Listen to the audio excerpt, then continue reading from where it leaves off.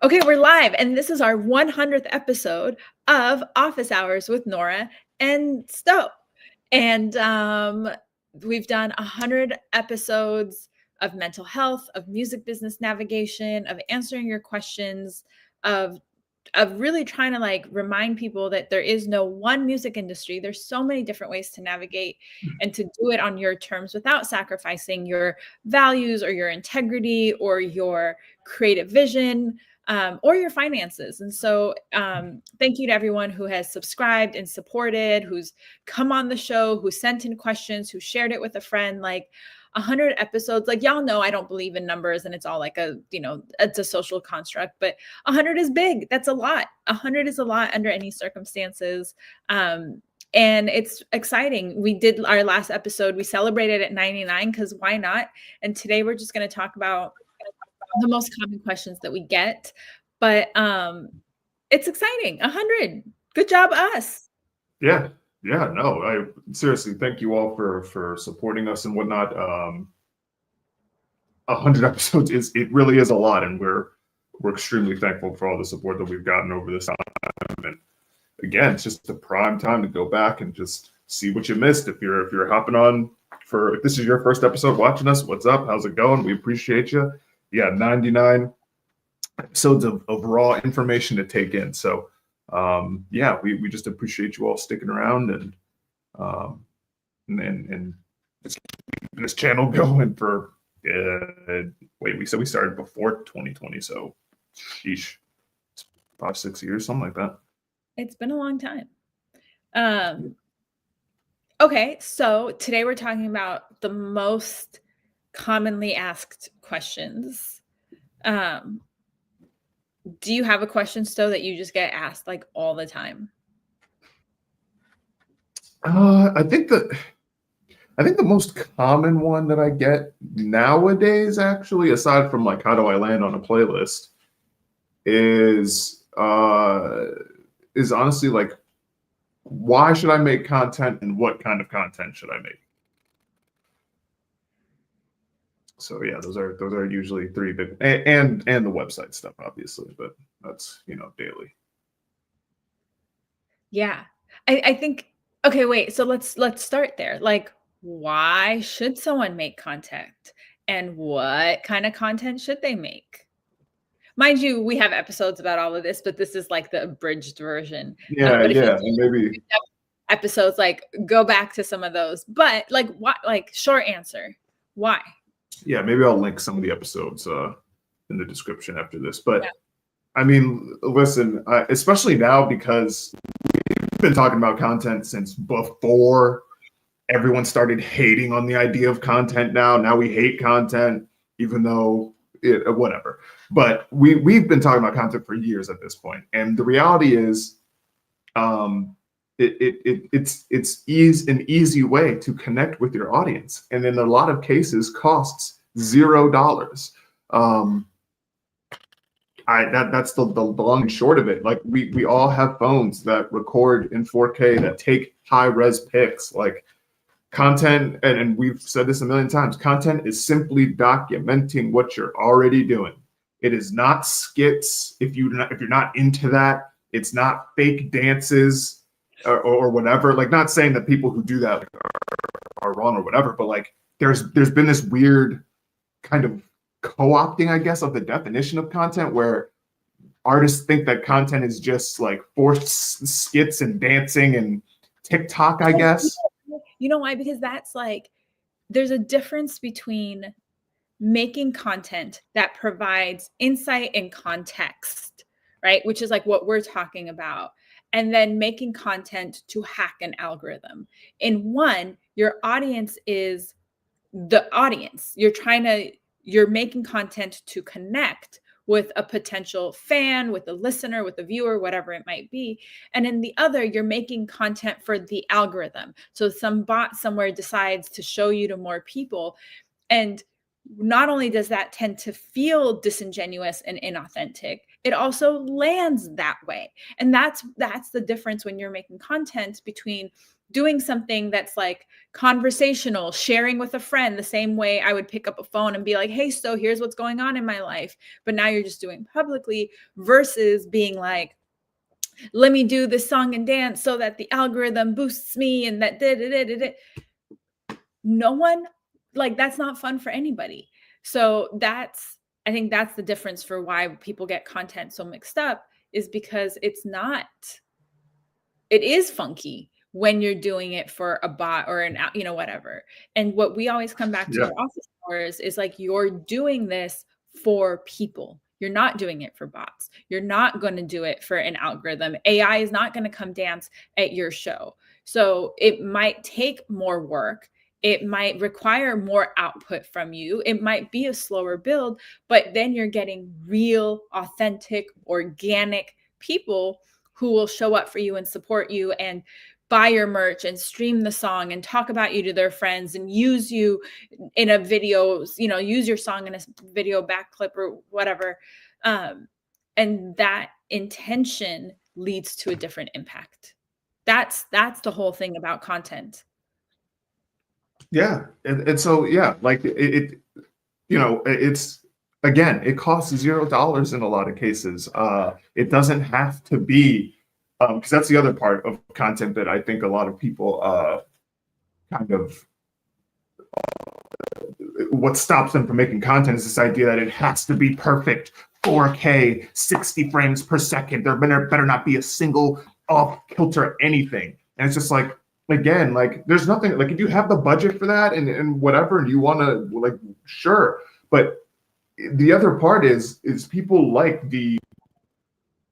part of that authenticity piece is just showing it. Like, it doesn't have to be this perfectly curated post or video or whatever. There can be, errors. And even in this, like, I don't know, me and Nora, we've talked about this a ton, even when we were starting this channel. It's just like, neither of us were really big on video. Neither of us were really trying to, like, be out there like this, but, like, taking that chance and just being ourselves got us way further than I ever thought we'd get, than trying to dance for the YouTube algorithm and all this other crap. Perfection is not relatable. Right. Like, no one wants perfection. We like real, like, we like a little messy. We like human because we're humans. Mm-hmm. Yeah. So, like, this isn't a content episode, but I hope what people take away as a question that we get asked commonly is to just do it. Like, be authentic, be yourself. Don't worry about perfect. And because you grow with, like, your audience can grow with you, and you start kind of half-ass and get better over the years, that's exciting to them. But if you start at the top and there's nowhere to go, like, okay, cool, great, wonderful. But people like to see the growth. People like to see the progression. They like to feel like they were part of it. And so to be able to say, oh, I remember when you were just shooting, like, out of your room and now you have a studio or whatever it is, like, people like that because it's about the human connection. Again, always comes back to the human piece of this. Okay, I'll tell you guys, one of the questions that I get a lot is not actually a question. People spam me all the time. Oh, I mean, yeah, that before any question, like, I think the amount of spam I get is, like, way up here, and then that first question is, like, way down here. Like, and I get it, because you're excited, you want to share, or you think you're being really slick and you're like, hey, and so I think that's one of the things that people do. Like, I think it's one of the most common mistakes that people make, that they're not even aware of that they're making. Because most of the time you spam someone, they're annoyed, they're offended, they're whatever it is, they feel disrespected, and then you don't hear from them. So you're not getting the feedback of, you probably shouldn't have done this, or this isn't landing the way you want it to land.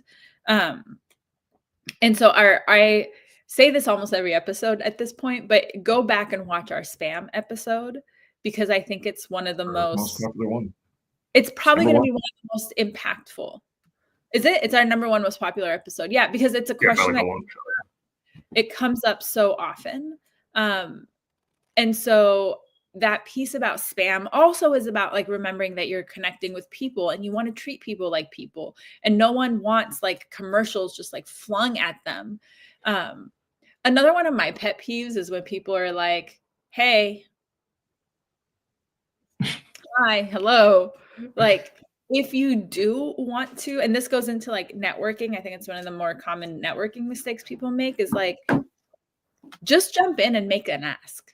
Just come in and say, hi, Sto. I've been following you for a long time. I had a question I wanted to ask you. Please respond at your own capacity, and then ask the question. But like, don't make me do all the work of extracting from you what you need from me.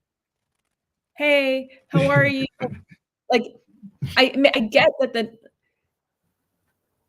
like, you don't have to engage with the pleasantries. Get to the point, because that's actually more respectful than this process of like, No "What's up?" bullshit. Yeah, like, Like, I'm because sorry. Like, that's what it is. that's, like, work that I have to do, and so just be mindful of, so it's not a commonly question because most people don't even think about it, but it is one of the most common mistakes that I see for sure.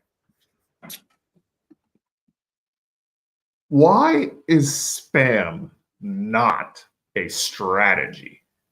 Because that is something I'm seeing more and more and more, and it sets me off like a bottle rocket every time. Like in the last year, since the last time we really had a conversation on spam, I can't tell you how many people are like, spam's a strategy.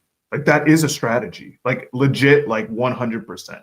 I mean, maybe it is. If your strategy, like, I guess we need to define what strategy is, but like throwing something and hope, it's like spam is like if there was one basket and you had 100 basketballs and you just flung them all up in the air and hoped that one of the basketballs landed in the hoop.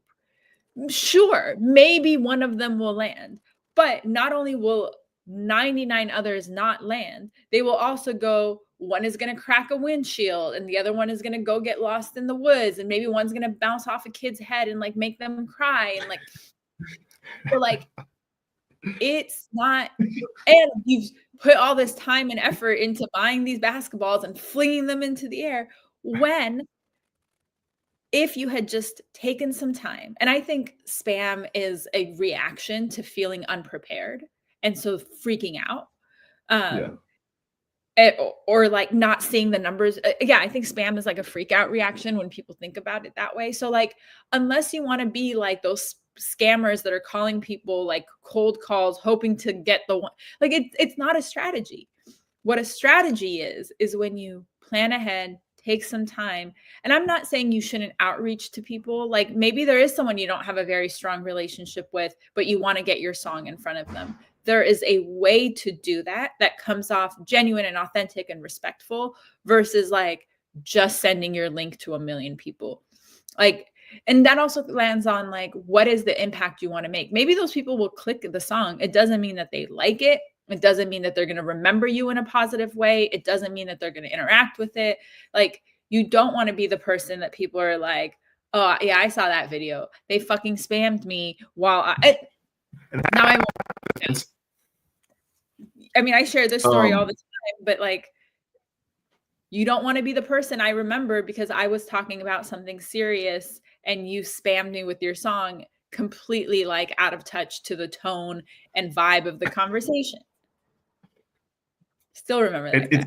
It happens. It happens all the time. And here's the thing with the I love the basketball analogy here, because some artists do that every single day. And that's a waste of your energy, low key. Not even low key, high key. Every day you're just going out and just flinging basketballs and hoping that one of them lands in a basket. And Nora kept going with what I was going to say, where even if 5 of those basketballs land in the basket, and land on whatever. It's like, what's the end goal here? That's what I want some of you to think about when you're spamming. Like, are you looking for feedback? Are you looking for them to post the song? Because especially when you're spamming, none of that is happening. And if you come with a proper introduction, and again, you have to remember, treat the other people or the people on the other side as humans. And actually, I'm jumping all over the place, but messaging someone with intention and actually like having a back and forth, like that's not spam. Spam is when you're just throwing links or you're dropping this, and I already, because someone's like, oh, well, I typed out a whole message. No, you didn't. You copied and pasted the same damn message to every single person that you sent the song to, and you're wondering why it didn't blow up. So it's just like, yes, it requires a bit more work, but like there's a person on the other side of the DM that you're sending. And so take a second to personalize it, even for a second. And especially when you're when you're trying to connect with other people in the industry, Jesus, spamming is like the worst thing you can do. And I guess it just blows my mind because who likes spam? Right. You don't like it, but why are you doing it to other people? Exactly. That's all. Like, it doesn't make sense to me. And so I'm more apt to listen to your song if you actually like introduce yourself and like, I don't know. And some artists are always like, oh, well, I'm not trying to kiss feet. And it's just like, it's not about that. It's you're asking this person to do something for you. I don't know what it is, but you're asking them to, well, at the absolute minimum, take time out of their day to listen to your stuff. So if you can't even take the time to be polite or cordial with the person that you're making this ask for, why in the world should they stop everything? Okay. Let's talk about that part too, because like, what the fuck is the ask that you're making? Exactly. People, like, you just send me a link, and what am I? Do you want me to repost it? You just want me to see that I saw it? Do you want me to give you feedback? Like, and that's the part, is if you make a specific ask, then that's actually more thoughtful than you just sent me this link. And so tell me, like, and even like a general, like, tell me what you think about what? Like, what are you asking for? Why are you sending this to me? But if you make a really detailed, specific ask, like, how does this video work in terms of promotion? Or do you like the lighting? Or like whatever it is that you're like, ask something specific, because it's easy for people. And this is like psychological. It's easy for people to answer a specific question. It's the difference between someone asking you, how are you? And you got to do all the thought work of like, well, how do I answer this? Or do I just say something like general, or do they really want it? Right. Versus someone asking like, that event you went to, did people show up? Right. That's really, you know what I'm saying? Like, the specificity makes such a difference. And your job as an artist is to make it as easy as possible for people to show up for you, whether that's your fans, whether that's collaborators, whether that's like industry, whatever it is. Your job as an artist is to make it easy for people to connect. And then you can like grow and make bigger and bigger asks. But for many of you who I know watching in your early stages, you got to earn that trust. You got to put in your work. You got to build that relationship. And that's true across the board, no matter what you're asked. Like, you just, again, it comes back to you got to treat people like people, got to treat people like, I feel like we should make merch. Treat people like people. Well, and it's because it's like, especially with spam, like Nora said, like, what do you do? Because some of y'all, what I've learned is some of y'all are just looking for like that's dope, so you can screenshot and say, oh, so and so said this about my look, and we can see through that. Like, we've been in the industry, I hate to say this, but probably longer than you've been making music at this point, and so like we've seen all the tricks of the trade at this point. Like, we've seen it all, and so coming to us and anybody, you can almost ask any, I don't care if it's a journalist, a podcaster, a YouTuber, if you come correct and at least pretend like you know that you've like engaged with their content and know what they're actually about and what you need from them, right? You're more apt to get results and stuff like that than just flinging links into the air and just hoping that people do something with it. That's the thing. Like, there's a million different things that people can do with that link. And again, like, hopefully you all are taking this as there are other ways to get your stuff out there. It just, yes, it requires you putting in a bit more emotional intelligence than just like, hey, bro, listen to this. Hey, sis, listen to this.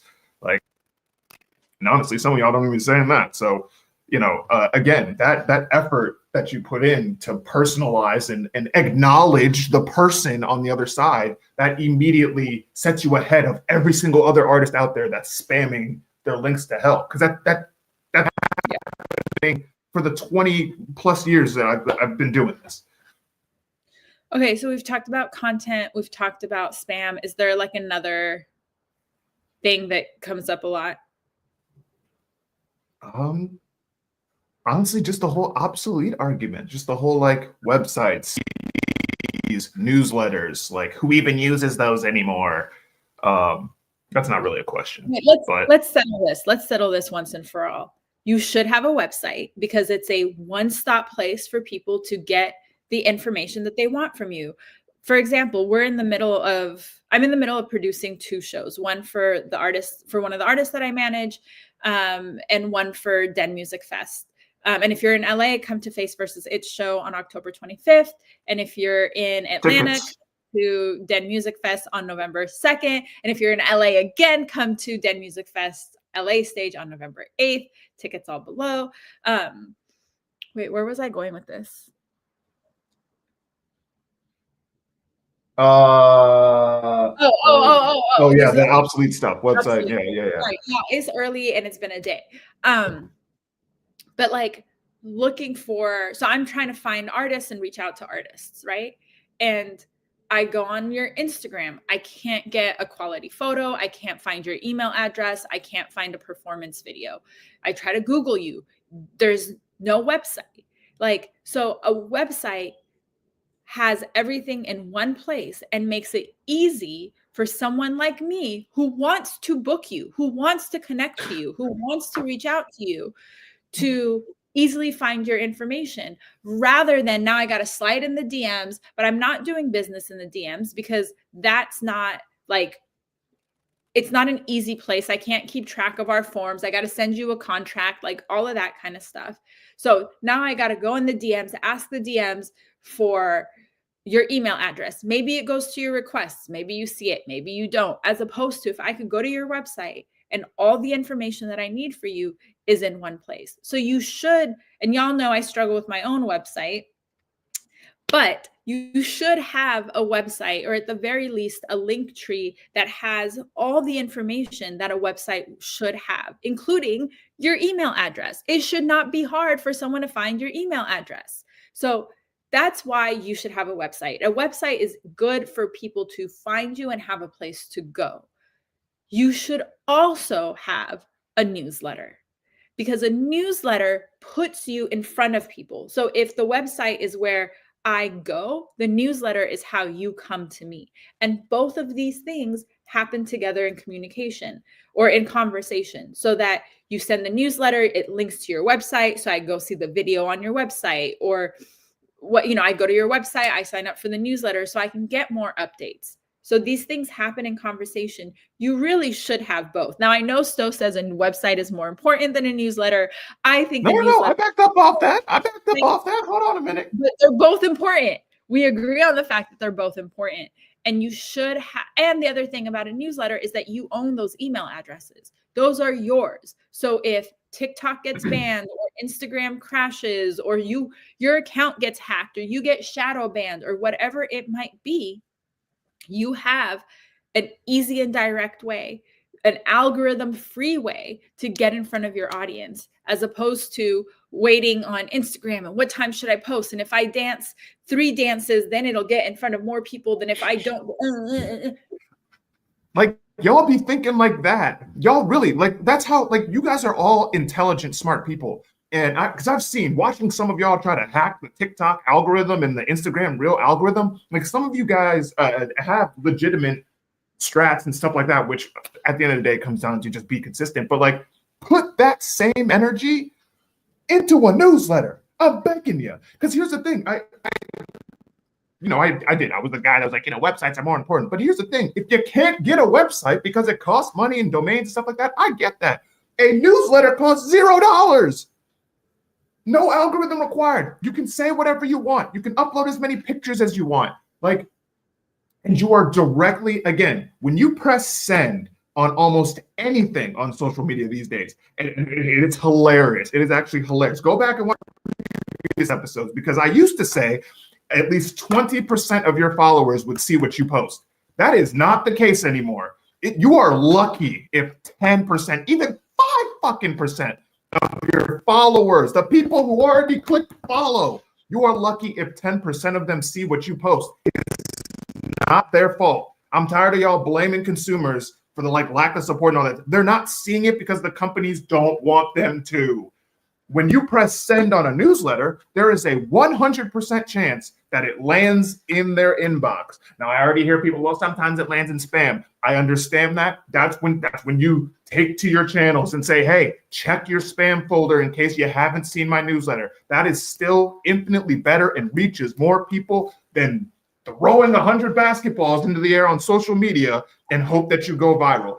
And as we've already proven multiple times, virality does not equate to success. It does not equate to you blowing up followers and stuff like that. Even if that's the case, the algorithm makes sure that they do not leave that platform. That is intentional. That is on purpose. These platforms are not sitting down at their little meeting table like, how can we help independent artists make sure that they get in front of their audience? They're never going to do that. So take resources like newsletters and websites to get them in front of your audience and to make sure that all your information is out there. The last point I'm going to say here is a website is perfect for festival type stuff, because if you don't have any press yet, especially given the landscape of how press and journalism and stuff is right now, like if you don't have that type of stuff, a website still allows you to chronicle your entire journey without needing someone else to do it. And now when that festival goes to your website, sure, you may not have the Fader and Pitchfork and Complex and all that stuff, but they can literally see your discography. They can literally see all the videos that you have. They can see everything that you've done instead of having to go through social media, which is impossible. No one's going to sit down and scroll through your entire Blue Sky or your entire threads. That's not happening. Like that's impossible. Use a website to chronicle all your highlights. And then when people who don't know you yet go to your site, boom, everything they need in less than 30 minutes. Right.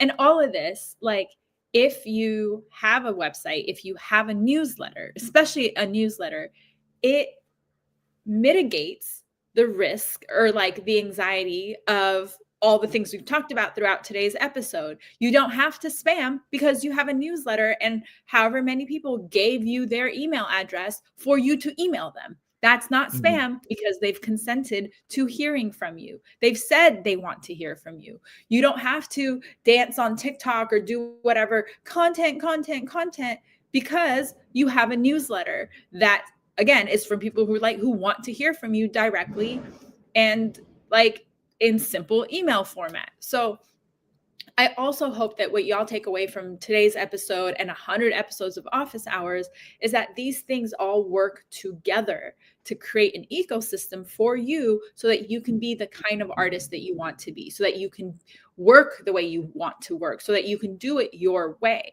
But if you look at these things in isolation, yeah, it's overwhelming. And yeah, it feels like urgency. And yeah, but if you take a step back to look at, if I do this and this and this and pick 2 or 3 things and really lean into it, it makes such a difference. And I know so many of you are burnt out and tired. The world is on fucking fire. There's like so much shit happening. Like, I mean, that's real. And so these little simple changes can make a big difference because and I can't speak for Sto, but I think we feel the same way. We want y'all to succeed. I don't want you to get so burnt out that you stop making your art. Like, right. I think when I started in this business, how many people were like my peers and my colleagues and artists, and now they're like selling insurance. And this is no shade, right? But like the retention rate is low in the industry for independent artists and creatives and entrepreneurs. And so like, no shade to selling whatever business you need to get into, but to show that like it's hard. This is a hard career we've chosen for ourselves. And so what we hope to do with office hours and what the intention has always been is we want to give you tools and practical tools, like implementable tools, so that you can continue to follow this, so that you can flip it for yourself. And this isn't a plug, but it's also why Sto does one-on-one consulting. It's also why I do one-on-one consulting. Like, we want to help you think about how you can make this work for you, so you don't have to succumb to the way that capitalism sucks our souls, isolates us from each other, isolates us from ourselves, isolates us from creativity. And now we're like, yeah, I used to make music, but now I have a guitar in the garage that I never touch. Like, we do office hours so that hopefully you feel supported and encouraged and have some like tool. I keep saying like tools, hope, access, but also that like there are other artists who are doing it this way. And I know Sto works with a ton of them. I work with a ton of them. Our entire Den Music Fest lineup is artists who are doing it that way. And so it is possible. And hopefully this episode, or episode 27 or episode 38 or episode 49 or 76 or 1 or whatever, like, gives you something that you can take away. It is possible to be successful. And I didn't mean to go on this whole motivational thing. No, that's perfect. And we appreciate that you all continue to show up and support us, that you've watched 100 episodes, that you like, that you share, that you subscribe, that you comment, that you tell us what you're thinking, that you tell us what kind of topics. I think some of my favorite episodes are when people are like, hey, what about this? Or can you talk about this? And then we do an episode based on what people have asked for. So I know we talked about this last episode, but like, we wouldn't be here without y'all. Like, we wouldn't be here, make it 100 without the community that shows up and continues to support and share and tag and all the lovely things that y'all do to tell us that you're watching and this is resonating. And we do this for you. So like, look at us, a happy in community, mutually reciprocal. Okay, I'm done. That's it for me. No, you nailed it. I just wanted to close up by saying that, like Nora said, this is all difficult, but it's possible. And I think that's, it's, there's so much other crap. It is just, between comparing yourself to others, between obsessing over vanity metrics. I understand why it's hard to have hope. I understand why, it looks like we're just on this endless wheel. But again, with officers, really try to give you tips and tricks and resources that are either free or cheap to help you get your stuff out there, because we know it's a challenge. But taking these steps immediately separates you from the mass of artists that are relying on spamming and all of these other tips and tricks and stuff. The only other thing I'll throw in there, when you do inevitably get your newsletter, screenshot that jazz and then post it on all your other platforms so people can get to your newsletter. I run into too many artists who are like, tag us and be like, look, Nora, look, Sto. Yeah, that too. Yeah. We're so people are doing that. Yeah.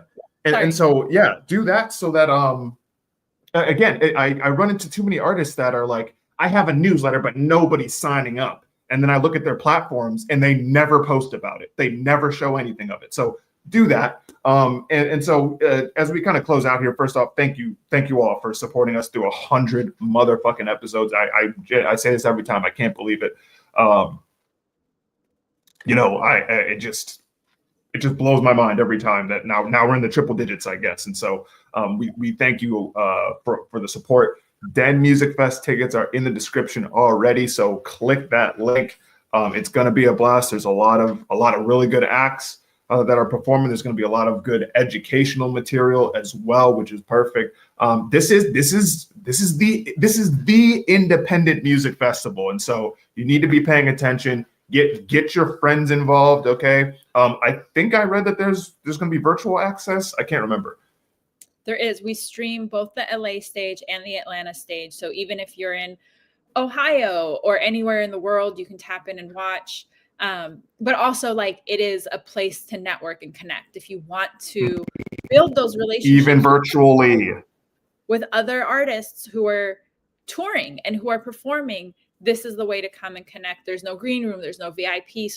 So you'll be in the space with all these amazing, talented people. And not to flex, but like, I think we're a very respected festival. So you never know who might be in the space that could really be a collaborator or a partner or sponsor or connector for you. So, and our lineup is amazing, and there's so many talented people. So demmusicfest.com. It's also linked in the bio, linked below. I'm teaching a negotiation workshop on Halloween because that's a whole other thing that I think I get a lot of questions about. And it's a foundation. Honestly, it's like a life skill. But as musicians and creatives and entrepreneurs, we're always trying to figure out how much do I charge or what do I do? So, there's tons of resources that Sto and I try to provide for y'all. Take advantage of them, and then let us know if they help or they don't help. Like, give us your feedback. Okay, we're like 35 minutes in. We try to keep this short and sweet, but we have so much to say. Free Palestine, fuck ICE, drink some water, take care of yourselves, show up for your community because we need each other more than ever. Sto, I'm honored to do 100 of these with you. As Sto would say, drink some water, be nice to yourself. And see you all for episode 101. Which we don't know what that is yet, but we'll figure it out. Bye.